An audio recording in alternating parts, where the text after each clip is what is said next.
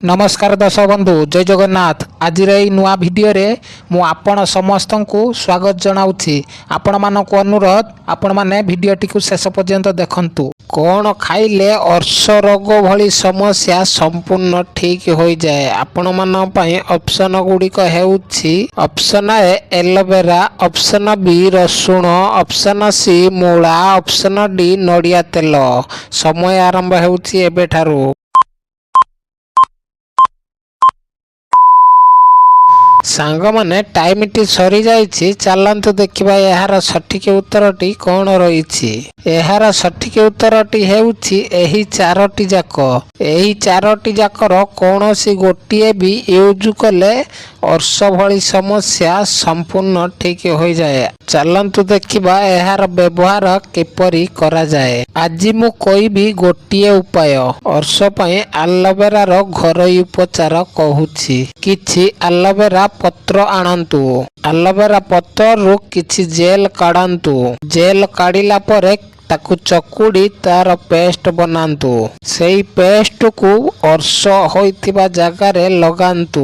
ता सहित एलोवेरा पत्र रु 250 ग्राम डेली रस काढ़ी एहा सेवन करंतु। अर्श भली समस्या संपूर्ण ठीक हो जिवो। एही परी वीडियो देखिबा पई वीडियोटी को शेष जाए देखंतु। केउ फलर रस पीले गोड़ व्यथा कमी जाए। आपण मान पई ऑप्शन गुड़िक हेउछि ऑप्शन ए डालिंब रस, ऑप्शन बी कदली रस, ऑप्शन सी नड़िया रस, ऑप्शन डी आंब रस। समय आरंभ हेउछि एबेठारु।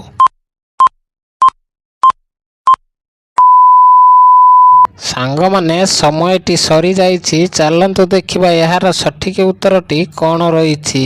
एहार सठिक उत्तरटी हेउछि ऑप्शन ए डालिंब रस। डालिंब रस खाइबा द्वारा गोड़ व्यथा कमी जाए। चलंतु देखिबा आजिर परवर्ती प्रश्न। रक्त रे कौन बढ़िले ब्लड प्रेशर रोग बढ़ी थाए। आपण मान पई ऑप्शन गुड़िक हेउछि ऑप्शन ए चर्बी, ऑप्शन बी अम्ल, ऑप्शन सी पित्त, ऑप्शन डी सुगार। सांग माने प्रतिटी प्रश्न पई 5 सेकेंड टाइम रही। आपण माने जदि यार उत्तर जानिथिबे कमेंट बॉक्स रे निश्चय कमेंट करंतु। समय आरंभ हेउछि एबेठारु। सांग माने समयटी सरी जाइछि, चलंतु देखिबा एहार सठिक उत्तरटी कौन रही। एहार सठिक उत्तरटी हेउछि ऑप्शन बी अम्ल। रक्त रे अम्ल बढ़िले ब्लड प्रेशर रोग बढ़ी थाए। चलंतु देखिबा आजिर परवर्ती प्रश्न। केउ फलर पानी खाली पेट रे पीले मुह सहित शरीर मध्य गोरा होइथाए। आपण मान पई ऑप्शन रही option A Amb, option B नड़िया, option C किसमिस, ऑप्शन डी डालिंब। समय आरंभ हेउछि एबेठारु। सांग माने समयटी सरी जाइछि, चलंतु देखिबा एहार सठिक उत्तरटी कौन रही। एहार सठिक उत्तरटी हेउछि ऑप्शन सी किसमिस। किसमिस पानी पीले खाली पेट रे मुह सहित शरीर मध्य गोरा होइथाए। चलंतु देखिबा आजिर परवर्ती प्रश्न। केउ दांत काठी रे दांत घसिले दांत वृद्ध हेबा जाए मजबूत रही थाए। आपण मान पई ऑप्शन गुड़िक हेउछि ऑप्शन ए निंब दांत काठी, ऑप्शन बी बाउंस दांत काठी, ऑप्शन सी खजूरी दांत काठी, ऑप्शन डी करंज दांत काठी। समय आरंभ हेउछि एबेठारु।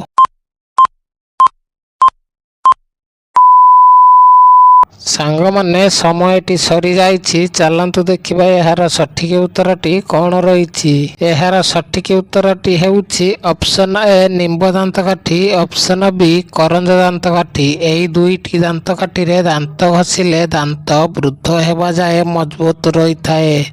चलंतु देखिबा आजिर परवर्ती प्रश्न।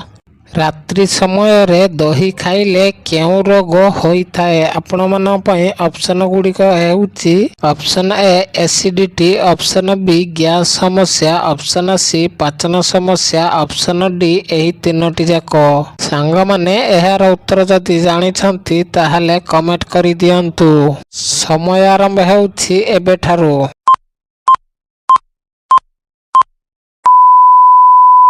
ସାଙ୍ଗମାନେ ସମୟଟି ସରିଯାଇଛି, ଚାଲନ୍ତୁ ଦେଖିବା ଏହାର ସଠିକ ଉତ୍ତରଟି କ'ଣ ରହିଛି। ଏହାର ସଠିକ ଉତ୍ତରଟି ହେଉଛି ଅପସନ ଡି, ଏହି ତିନୋଟି ଯାକ। ରାତ୍ରି ସମୟରେ ଦହି ଖାଇଲେ ଏହି ତିନୋଟି ଯାକ ରୋଗ ହୋଇଥାଏ। ଚାଲନ୍ତୁ ଦେଖିବା ଆଜିର ପରବର୍ତ୍ତୀ ପ୍ରଶ୍ନ। ପିଜୁଳି କେଉଁ ରୋଗ ପାଇଁ ଉପକାରୀ ଅଟେ? ଆପଣମାନଙ୍କ ପାଇଁ ଅପସନ ଗୁଡ଼ିକ ହେଉଛି ଅପସନ ଏ କ୍ୟାନ୍ସର ରୋଗ, ଅପସନ ବି ସୁଗାର ରୋଗ, ଅପସନ ସି ବ୍ଲଡ଼ ପ୍ରେସର ରୋଗ, ଅପସନ ଡି ହଇଜା ରୋଗ। ସମୟ ଆରମ୍ଭ ହେଉଛି ଏବେଠାରୁ।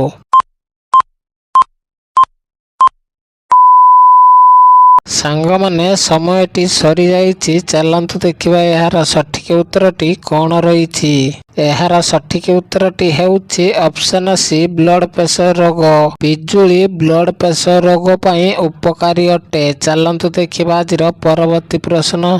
ପ୍ରତିଦିନ ୟୁପି ଖାଇବା ଦ୍ୱାରା କେଉଁ ମାରାତ୍ମକ ରୋଗ ହୋଇଥାଏ? ଆପଣମାନଙ୍କ ପାଇଁ ଅପସନ ଗୁଡ଼ିକ ହେଉଛି ଅପସନ ଏ ଡାଇବେଟିସ୍, ଅପସନ ବି କିଡନୀ ରୋଗ, ଅପସନ ସି କ୍ୟାନ୍ସର ରୋଗ, ଅପସନ ଡି ଥାଇରଏଡ୍ ରୋଗ। ସାଙ୍ଗମାନେ ଏହାର ଉତ୍ତର ଯଦି ଜାଣିଛନ୍ତି ତାହେଲେ କମେଣ୍ଟ କରି ଦିଅନ୍ତୁ। ସମୟ ଆରମ୍ଭ ହେଉଛି ଏବେଠାରୁ।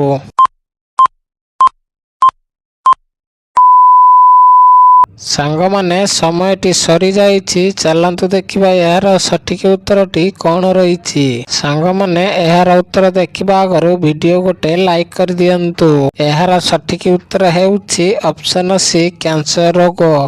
ପ୍ରତିଦିନ ୟୁପି ଖାଇବା ଦ୍ୱାରା କ୍ୟାନ୍ସର ରୋଗ ହୋଇଥାଏ। ଚାଲନ୍ତୁ ଦେଖିବା ଆଜିର ପରବର୍ତ୍ତୀ ପ୍ରଶ୍ନ। କେଉଁ ଜୀବ ପୁରୁଷରୁ ସ୍ତ୍ରୀରେ ପରିବର୍ତ୍ତନ ହୋଇପାରେ? ଆପଣମାନଙ୍କ ପାଇଁ ଅପସନ ଗୁଡ଼ିକ ହେଉଛି ଅପସନ ଏ କୁକୁର, ଅପସନ ବି ଅକ୍ଟୋପସ୍, ଅପସନ ସି ବିଲେଇ, ଅପସନ ଡି ମାଙ୍କଡ଼।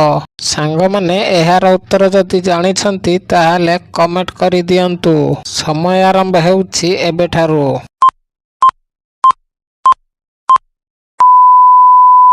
ସାଙ୍ଗମାନେ ସମୟଟି ସରିଯାଇଛି, ଚାଲନ୍ତୁ ଦେଖିବା ଏହାର ସଠିକ ଉତ୍ତରଟି କ'ଣ ରହିଛି। ଏହାର ସଠିକ ଉତ୍ତରଟି ହେଉଛି ଅପସନ ବି ଅକ୍ଟୋପସ୍। ଅକ୍ଟୋପସ୍ ଜୀବ ପୁରୁଷରୁ ସ୍ତ୍ରୀରେ ପରିବର୍ତ୍ତନ ହୋଇପାରେ। ଚାଲନ୍ତୁ ଦେଖିବା ଆଜିର ନେକ୍ସଟ ପ୍ରଶ୍ନ।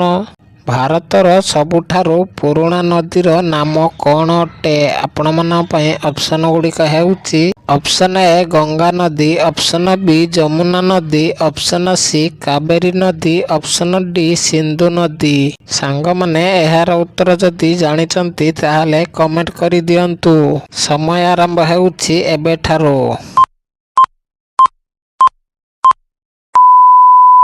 ସାଙ୍ଗମାନେ ସମୟଟି ସରିଯାଇଛି, ଚାଲନ୍ତୁ ଦେଖିବା ଏହାର ସଠିକ ଉତ୍ତରଟି କ'ଣ ରହିଛି। ଏହାର ସଠିକ ଉତ୍ତରଟି ହେଉଛି ଅପସନ ଡି ସିନ୍ଧୁ ନଦୀ। ଭାରତର ସବୁଠାରୁ ପୁରୁଣା ନଦୀର ନାମ ହେଲା ସିନ୍ଧୁ ନଦୀ। ଚାଲନ୍ତୁ ଦେଖିବା ଆଜିର ପରବର୍ତ୍ତୀ ପ୍ରଶ୍ନ। ନିଦ ନ ହେବା କେଉଁ ରୋଗର ଲକ୍ଷଣ ଅଟେ? ଆପଣମାନଙ୍କ ପାଇଁ ଅପସନ ଗୁଡ଼ିକ ରହିଛି ଅପସନ ଏ ସୁଗାର, ଅପସନ ବି କ୍ୟାନ୍ସର, ଅପସନ ସି ବାତ, ଅପସନ ଡି ପିତ୍ତ। ସମୟ ଆରମ୍ଭ ହେଉଛି ଏବେଠାରୁ।